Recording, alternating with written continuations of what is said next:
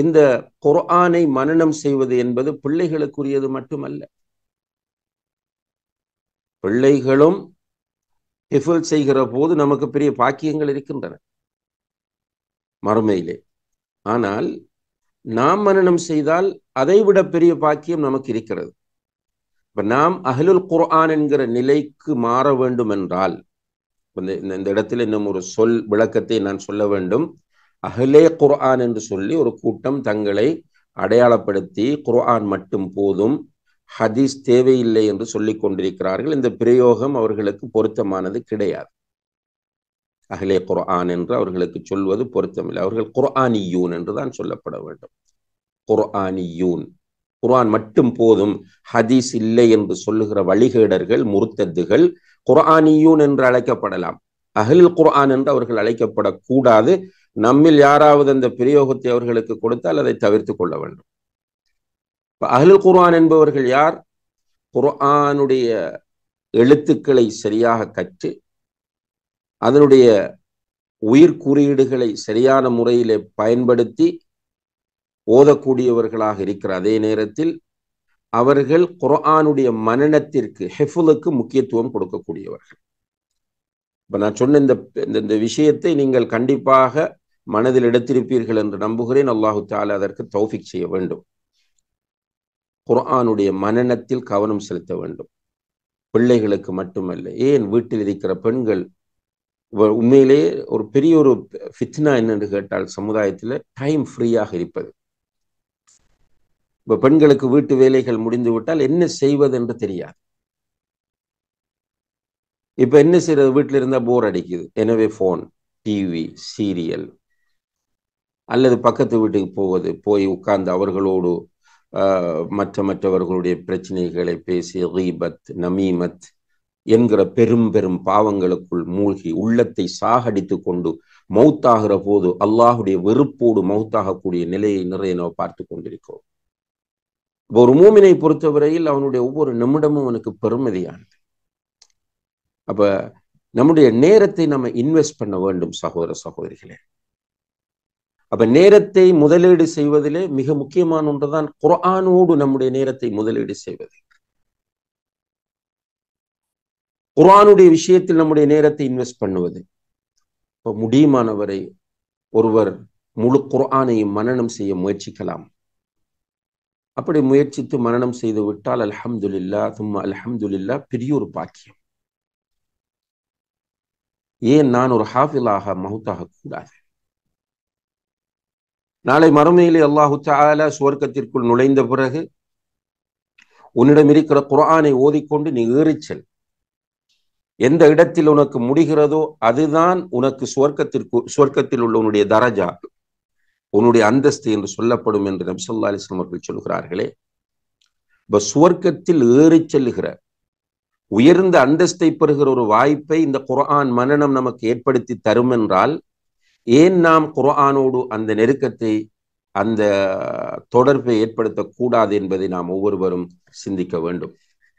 அடுத்ததாக அஹ்லுல் குர்ஆனாக, அஹ்லுல்லாஹி வ ஹாஸத்துஹு என்கிற அந்த நிலையில் இருக்க விரும்புகிறவர் குர்ஆனை அதிகமாக ஓதக்கூடியவராக இருக்க வேண்டும். இப்போ முதலாவது குர்ஆனுடைய இஅராபை, அதாவது உயிர்க்குயிர்களையும் உச்சரிப்புகளையும் சரியான முறையில் பேணக்கூடிய அறிவை பெற வேண்டும். இரண்டாவது ஹிஃப்துடைய விஷயத்தில் கவனம் செலுத்த வேண்டும். மூன்றாவது அதிகமாக குர்ஆன் ஓத வேண்டும். குர்ஆனை ஓதிக்கொண்டே இருக்க வேண்டும். ஓத ஓத அல்லாஹுடைய பரக்கத் வரும், அல்லாஹுடைய ரஹ்மத் கிடைக்கும், உள்ளத்தில் உள்ள நோய்கள் நீங்கும், உடலில் உள்ள நோய்களும் நீங்கும். சுப்ஹானல்லாஹ். உள்ளத்தில் உள்ள நோய்களும் நீங்கும், உடம்பில் இருக்கக்கூடிய நோய்களும் நீங்கும், மனதுக்கு நிம்மதி கிடைக்கும், வாழ்க்கையில் சந்தோஷம் வரும், நெருக்கடிகளில் இருந்து அல்லாஹ் விடுதலையை தருவார். இது ஒரு புறம் இருக்க, ஒரு எழுத்தை ஓதினால் 10 நன்மைகள் கிடைக்கும். சுப்ஹானல்லாஹ். மன் கரஅ ஹர்ஃபன் மின் கிதாபில்லாஹ் ஃபலஹு ஹஸனா வல் ஹஸனத்து பிஅஷ்ரி அம்சாலிஹா லா அகூலு அலிஃப் லாம் மீம் ஹர்ஃப் வலக்கின் அலிஃபுன் ஹர்ஃபுன் வலாமுன் ஹர்ஃபுன் வமீமுன் ஹர்ஃப்.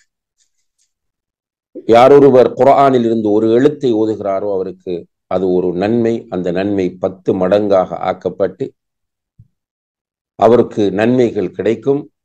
அலிஃப் லாம் மீம் என்று ஓதினால் அவருக்கு 30 நன்மைகள் கிடைக்கும் என்று நபிகள் நாயகம் ஸல்லல்லாஹு அலைஹி வஸல்லம் அவர்கள் சொல்கிறார்கள். இவ்வாறு நிறைய நன்மைகளை பெறக்கூடிய ஒரு வழிதான் குர்ஆனை அதிகமாக ஓதுவது. ஸலஃபு ஸாலிஹீன்கள் குர்ஆன் ஓதுவதிலே மிக கூடுதல் கவனம் செலுத்தியிருக்கிறார்கள். உதாரணமாக ஆயிஷா ரலியல்லாஹு அன்ஹா போன்றவர்கள் ஒவ்வொரு நைட்டும் குர்ஆன் ஒரு பகுதியை அவர்கள் ஃபிக்ஸ் பண்ணி வைத்துக் கொள்வார்கள். இதை ஓதாமல் அன்றைய நாளை கழிப்பதில்லை.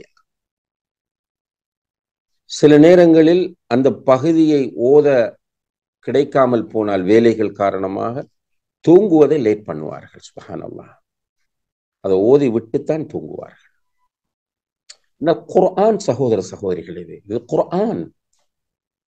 இது ஒரு நம்முடைய தமிழ்நாட்டைச் சேர்ந்த ஒரு நாவல் ஆசிரியர் எழுதிய நாவல் அல்ல, அல்லது ஒரு கவிஞன் எழுதிய ஒரு கவிதை புத்தகம் அல்ல,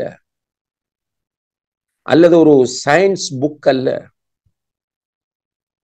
இது அல்லாஹு தஆலா வானங்களையும் பூமியையும் அவற்றிலே உள்ளவற்றையும் அவற்றுக்கு இடைப்பட்டவற்றையும் மனிதர்களையும் ஜின்களையும் மலக்குகளையும் ஏனைய எல்லா படைப்புகளையும் படைத்து நிர்வகித்துக் கொண்டிருக்கக்கூடிய ரப்புல் ஆலமீன் அல்லாஹ் பேசிய வார்த்தைகள் இந்த குர்ஆன். சுப்ஹானல்லாஹ்.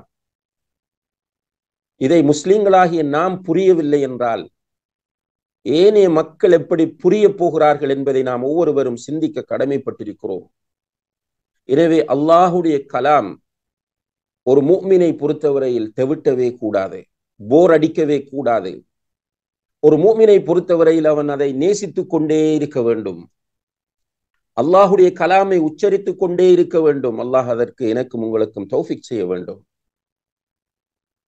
அல்லாஹுடைய கலாமை அதிகம் அதிகம் ஓதக்கூடியவர்களா மாறணும். பயான் கேட்டுட்டு திரும்ப நோட் எடுத்து நோட் புக்கை மூடி வைத்து விட்டு குர்ஆனின் பக்கம் யாரெல்லாம் வராமல் இருக்கிறார்களோ, குர்ஆனை யாரெல்லாம் ஓதாமல் இருக்கிறார்களோ, நாளை மறுமையிலே இவர்களுக்கு எதிராக முறைப்பாடு வரும். இன்ன கௌமி இத்தஹது ஹாதல் குர்ஆன மஹ்ஜூரா. யா அல்லாஹ், என்னுடைய சமுதாயம் இந்த குர்ஆனை, என்னுடைய சமுதாயம் இந்த குர்ஆனை புறக்கணிக்க கூடியதாக இருந்தது என்று நபிகள் நாயகம் ஸல்லல்லாஹு அலைஹி வஸல்லம் அவர்கள் அல்லாஹ்விடம் முறையிடுவார்கள். நிறைய பயான் கேட்டிருக்கிறோம், நோட் எடுத்திருக்கிறோம், குர்ஆன் ஓதுவதனுடைய சிறப்புகளை பதிவு செய்திருக்கிறோம், நிறைய கிளாஸ்களிலே கலந்து கொண்டு நிறைய நன்மைகளை நிறைய சர்டிபிகேட்டுகளை பெற்றிருக்கிறோம். ஆனால் குர்ஆன் ஓதுவதில்லை. போன் பார்க்கிறோம், ஃபேஸ்புக் பார்க்கிறோம், வாட்ஸ்அப் பார்க்கிறோம், ஸ்டேட்டஸ் போடுகிறோம், ஷார்ட்ஸ் பார்க்கிறோம்.